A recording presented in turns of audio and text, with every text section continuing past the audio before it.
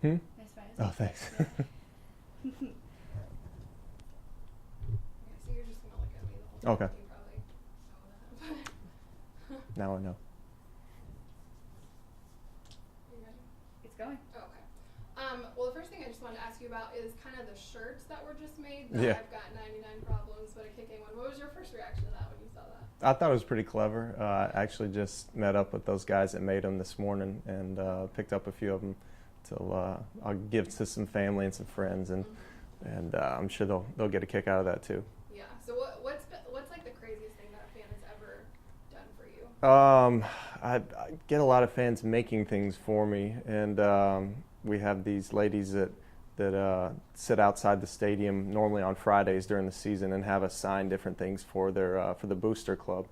And a lady made me she like crocheted this picture of me kicking a field goal, and so I have that in my house now, and that's probably one of the coolest things somebody's made for me. Yeah.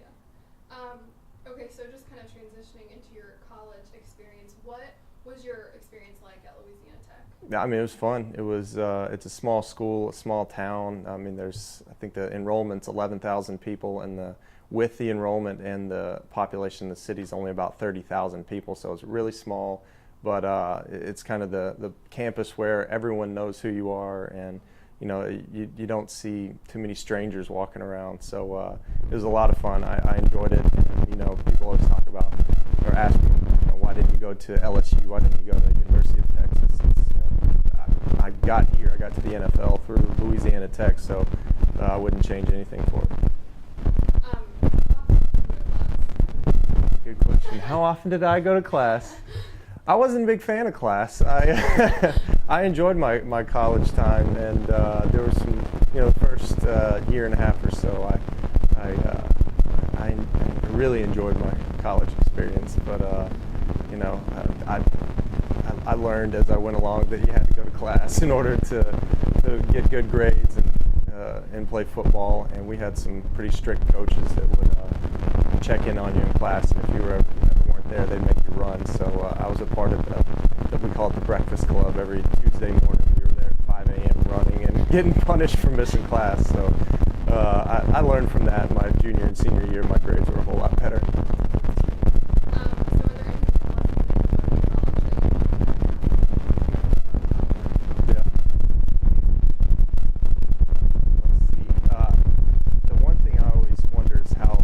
College students immediately know what they're going to major in and what they want to do with the rest of their life. And I always tell people, take the first semester to really figure out what you want to do. Don't jump into your major right then. Figure out what you want to do. Take a couple classes that you might not have thought about taking, and then decide what you want to major in and hopefully pursue that. Mine was sociology, and I started out wanting to be broadcast journalism actually, and they only had the journalism part of it. They didn't have the broadcast journalism. So started out with journalism, didn't really like that, and moved on to sociology, and essentially that turned out to be a football degree. So how do you think that Jacksonville is more of a college football town or more of a pro football town? I mean, unfortunately, it's more of a college football town with Florida, Florida State, and Miami here in three big colleges here within a few hours of each other. It's a big college town, and with UNF here, you see a lot of college students around town, and hopefully we can get some of those college fans to be Jaguar fans too. But I mean, it's a great city, and I'm glad I came here as opposed to going somewhere else.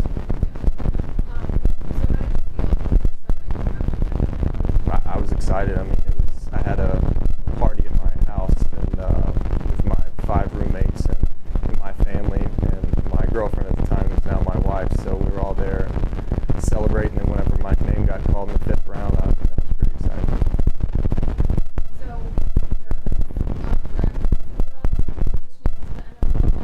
Yeah, there's always certain things that when you go from college to any kind of professional atmosphere, there's some transition that's going to be tough, and there's a learning curve that's a lot higher. And I'm still learning. There's not anything that I've mastered by any means. It's just in the NFL you have to be able to separate football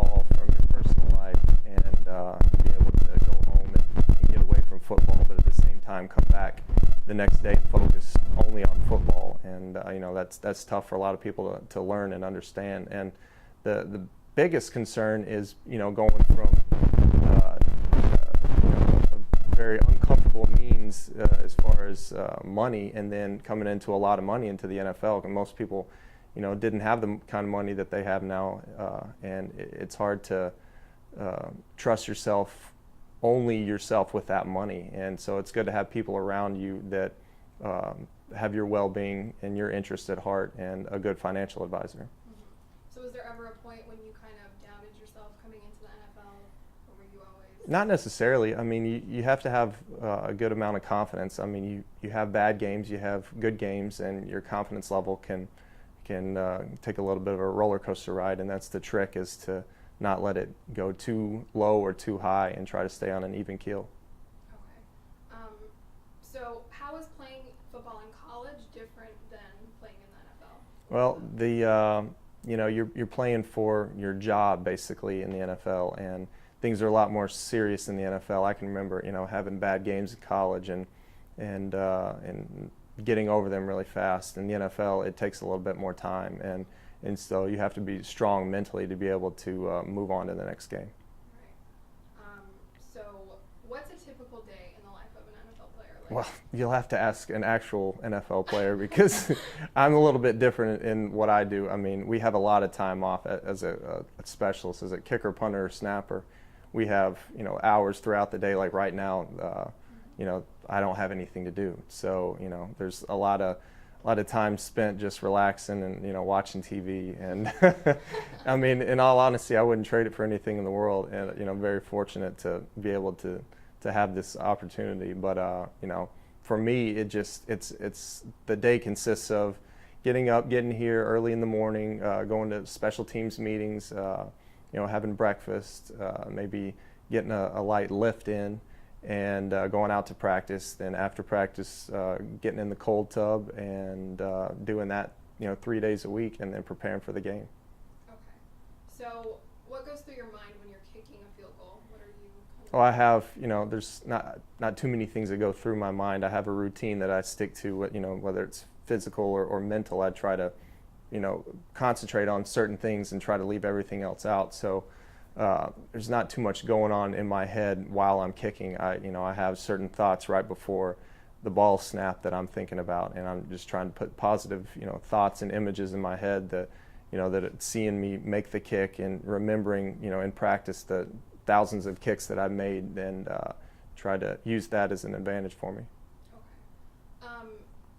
What's been the highlight of your career so far? There's been a few, fun games for me. The last year, the 59-yarder against the Colts was, that was a whole lot of fun. And this year, the Monday Night Football game against Baltimore was probably one of the more fun games. I had family in for both of those games, so it was fun to share those experiences with them, and with the support that I got from the fans in Jacksonville for both of those games was amazing. Yeah. Okay. How do you think the rest of your season is going to go with the Jaguars, and where do you think the team's going with Blaine as the franchise quarterback?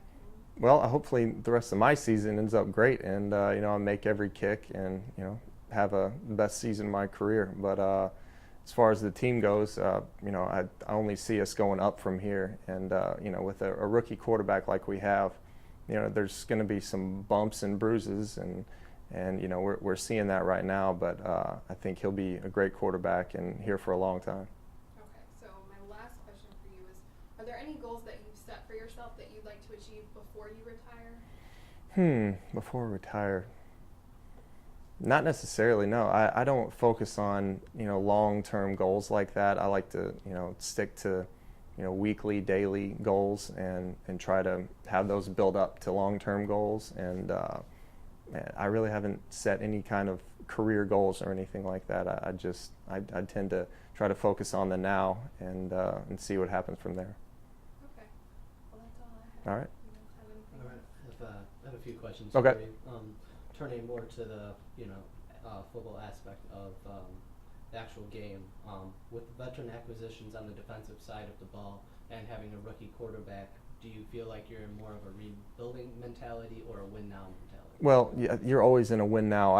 It drives me nuts when I hear people say anything about a rebuilding year, because as players we don't think like that. We can't ever assume that we're rebuilding and we shouldn't worry about losing games this year. I mean, we're always trying to win, and it's a win now league. I mean, people are going to lose jobs, coaches are going to get fired by losing games, so we're trying to win every game. Do you think the offense will open up more now that Gabbert's had plenty of starts under his belt? I have no idea. I mean, you're asking the wrong person, but I mean, you would hope so. The more they get comfortable with him, and the more he gets comfortable with the offense, I'm sure that's what would happen. Okay. Do you think there's such things as franchise players in the NFL today with contracts and loyalty? No, I mean, they still have what's called the franchise tag, and all that has to do is your salary for that year. But it's hard to have a franchise player now because it's hard to keep one player on a team for a long time without paying him a ton of money and not being able to pay the rest of the team. But we've seen that in the past few years. But I mean, in my opinion, I think that's kind of on its way out. Thank you. Have you ever gotten frustrated when a coach had you attempt a kick because you thought maybe they should go for it? No, I never have. I've wanted to attempt every kick, and if I'm ever not in that mindset where I think I shouldn't be out there, then I'm already at a disadvantage mentally. So I have to be prepared every single time to go out there. All right. If there's one guy on your team that keeps everyone loose during practice or before a game, who would it be? Kasim Osgood, he's number 81. He's never had a bad day in his life. Always seems like he's in a good mood, and it's fun to be around and joking around with everyone, and keeps it light and keeps everything fresh. And one last question. If you had one play called for you, not just kicking, what would it be? One play called for me. Maybe a fake field goal? That would be nice. I've never faked any field goal or anything like that. That'd be fun to catch a pass, on a field goal or something from the holder. That'd be a whole lot of fun, but we don't have that in this week, so that'd be nice if it ever happened, but I seriously doubt it will. All right, thank you. That it? I think that's it. Thank you so much. No problem. So what are y'all doing this for? Just class? For our new show, Oh. Yeah, It was nice meeting y'all. thank you so much. Nice meeting you. Good to see you again. Good to see you. All right, y'all have a nice day. Good luck on Sunday. Thanks.